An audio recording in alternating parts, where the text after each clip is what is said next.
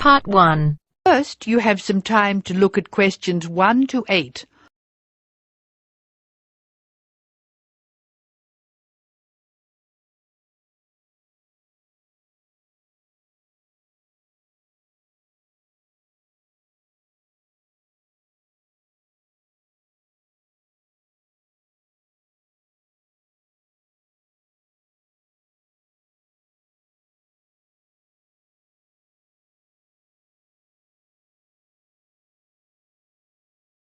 Now listen carefully and answer questions 1 to 8.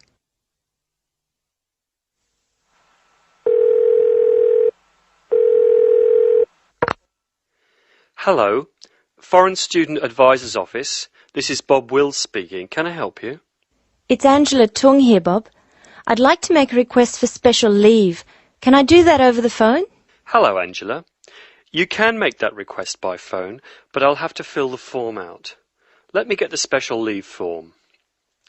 OK, here it is. Tell me your student number, please. It's H for Harry, 5712. H5712. OK. What's your address, Angela? I live at 10 Bridge Street, Tamworth.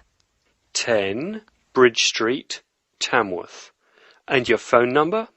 The telephone number's 8106745. Thanks. What course are you doing? I'm in the writing class. Writing. Who's your teacher this term? Mrs. Green. She spells her name like the colour. Thanks. When does your student visa expire? Let me look. July 15. July 15. OK. Which term do you want to take leave? Do you want dates? First, I have to write a term number. When do you want to take leave? In term 1. OK. Term 1. Now, can you tell me what are the exact dates? I'd like to be away May 31 to June 4. OK, I've got that. You'll miss 4 working days between May 31 and June 4. Is that right? Only 3? I'll be away over a weekend. I'll be back at my classes on June 5, so that's 3 days away. Look at questions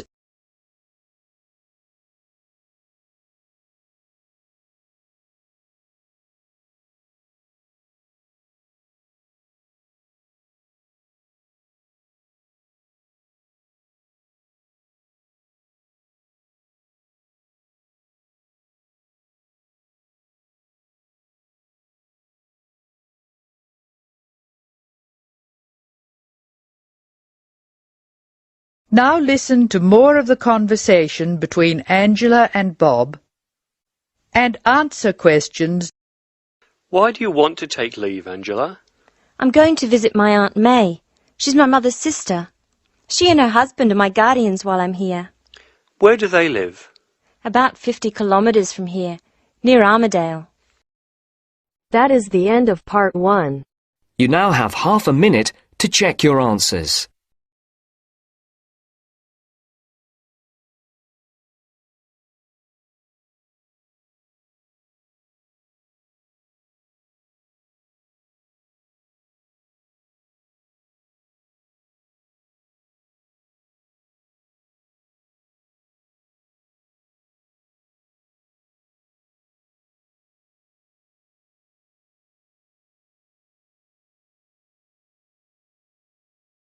Now turns to Part 2.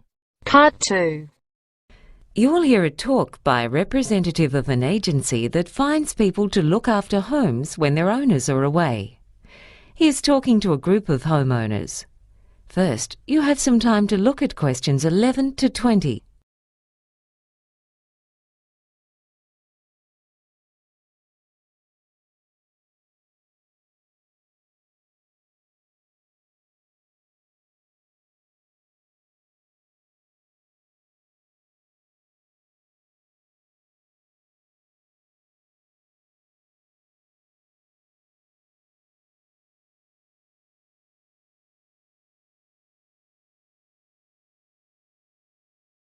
Now listen and answer questions 11 to 20. Good evening, ladies and gentlemen. I'm glad you've been able to make it to this introductory talk about our agency, which is called Contented Homes. My name's Gary, and I'm going to explain what our business involves. But first, I'd like to tell you something about the background of our agency.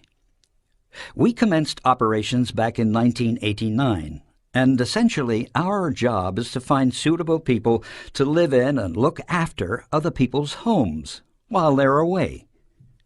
The homeowners, people like yourselves, might be away on holidays or temporarily working in another city or country, and they want to be sure that while they're away, their home will be secure, and that when they come back, everything will be in good condition.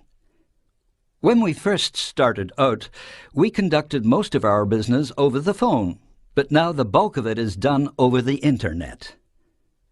Basically, this is how it works.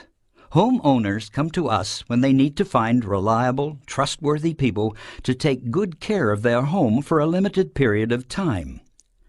The people who stay in your home and take care of it are called house sitters. The house sitters live at your place for periods of anything between 1 month and 2 years. There are all kinds of reasons why people house sit. Some are couples, others are single. Often they're saving up to buy their own home, or they may be renovating their own home and just need somewhere to stay temporarily, or they might have just moved to your city. Although house sitters don't pay you any rent when they're living in your home, they are required to pay any bills for the telephone, gas, electricity, and so on. So for the homeowner, this is not a way to make money. When someone registers with us to become a house sitter, they provide us with some of their personal details, such as their age and occupation. I need to stress here that our agency does not carry out a security check on the people who have registered with us to be house sitters. Many house sitters have references from people whose houses or apartments they've looked after in the past. It's up to you to check those references. Allowing someone to live in your home is not a decision to be taken lightly, so we also recommend that you meet with any prospective house sitters and interview them before deciding which person or people would be most suitable to look after your home in your absence. There are similarities between house sitters and tenants, but there are differences as well. House sitters don't have as many rights as people who have a lease on a property. As the homeowner, you can give a spare set of keys to your home to a neighbor, friend, or relative. That person's allowed to drop in on the house sitters without prior notice at any time, within reason, to check that the house is in order, and the house sitters aren't allowed to stop them from entering. There are many good reasons to use the services of a house sitter. Burglars soon notice when people are away, so theft is much less likely if someone is living in your home. But it's not simply a matter of security. House sitters keep your home clean and tidy. Some of them are even more house-proud than the actual owners. In addition, many people need a house sitter to look after pets and keep the garden in order. Now, I'd like to tell you about the fees we charge. First, you, the homeowners, don't have to pay us anything. When people who want to be house sitters come to us, they have to pay $375 to go into our directory. That's where we get the money to run our service. As I said, we don't check to see that the information supplied by them is correct. It would simply cost us far too much time and money to do that. When you've decided that you want to go ahead and have a house sitter look after your home, we definitely think it's a good idea for you to take out insurance for your home. You'll find that many insurance companies prefer the higher degree of security if someone's living in your home than if it's left empty. Anyway, I hope I've given you a clear idea of our service. And now, I'd be happy to take any questions. That is the end of part 2. You now have half a minute to check your answers.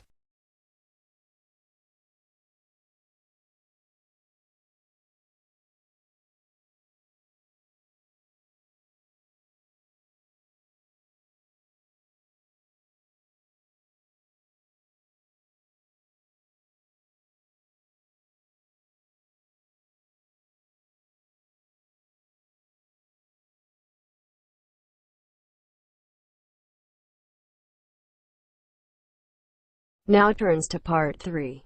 Part 3.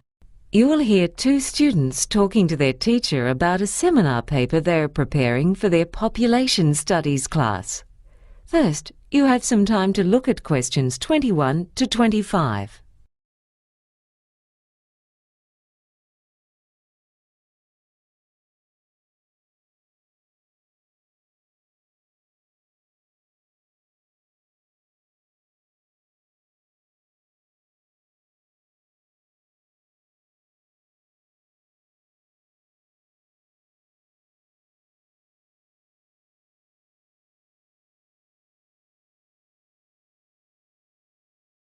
Now listen and answer questions 21 to 25. So, how's your seminar paper going?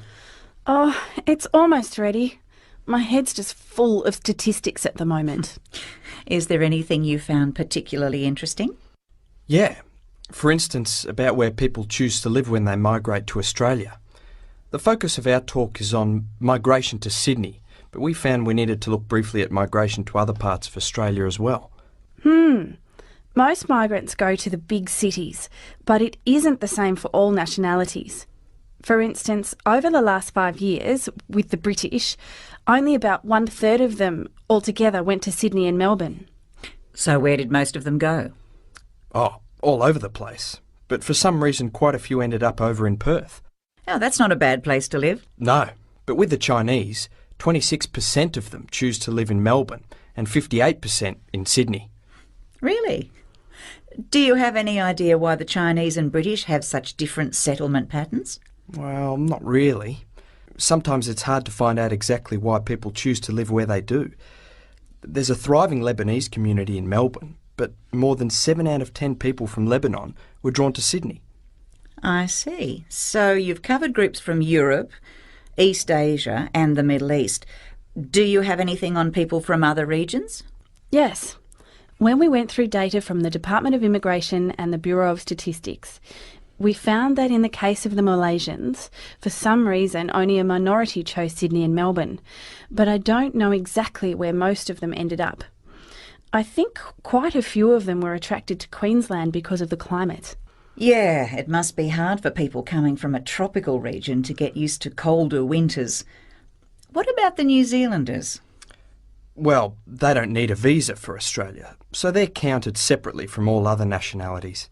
But the vast bulk of them have ended up in Sydney. You'd think that Melbourne would be more to their liking because its climate's more like what they're used to, and the distance from New Zealand to Melbourne is about the same. Before you hear the rest of the conversation, you have some time to look at questions 26 to 30.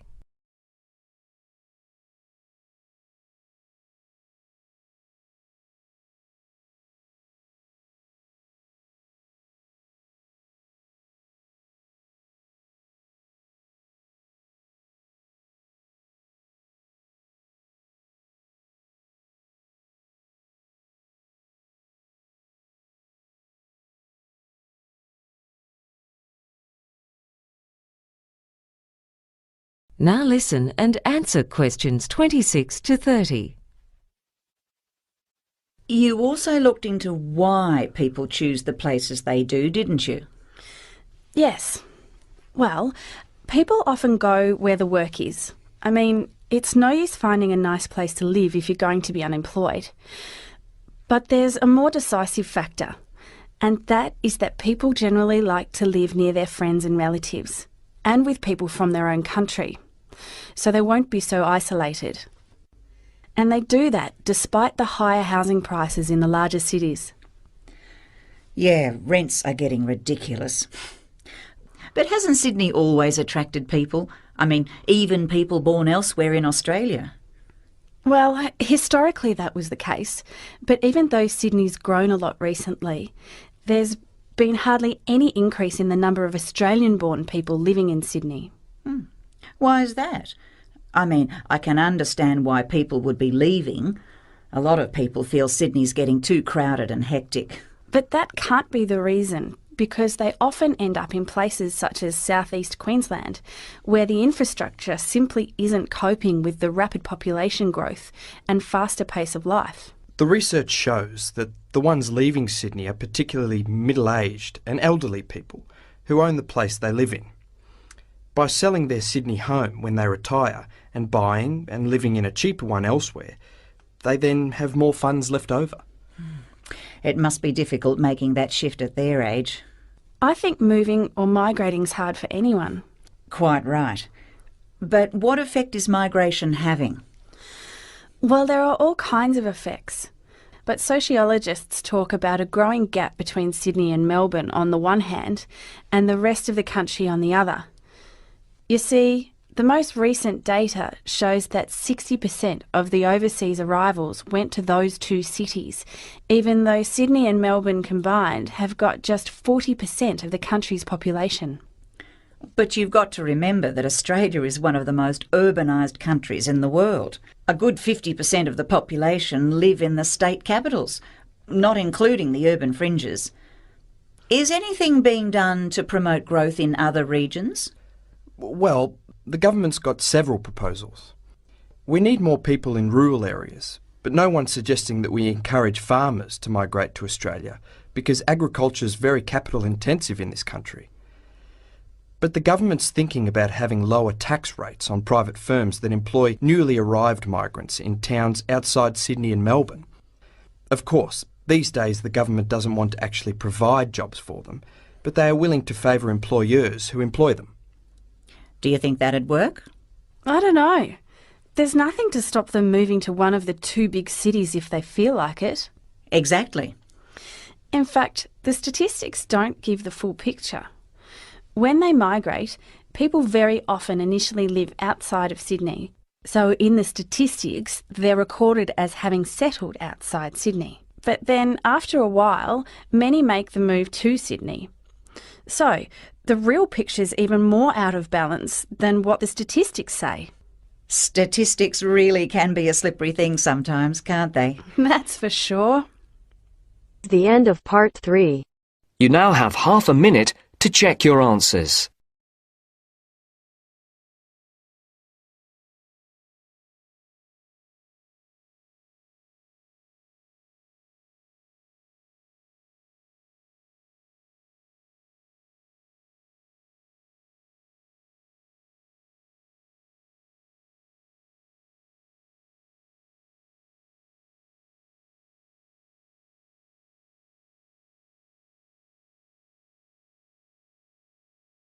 Now turns to part 4. Part 4. Emma Bell is an agricultural scientist. In the following lecture, she describes some of the advantages of the hemp plant. First, you have some time to look at questions 31 to 40.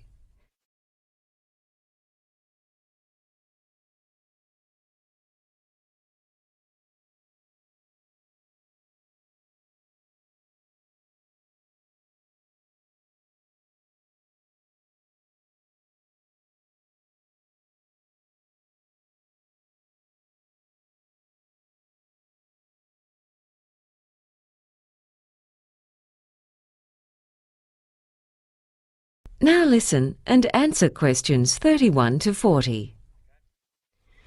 When we think of progress, we tend to look to the future. However, the past can also provide inspiration. Today, I'd like to outline some of the many ways in which the hemp plant, a plant that was used very widely until the early 20th century, can benefit both humans and the environment.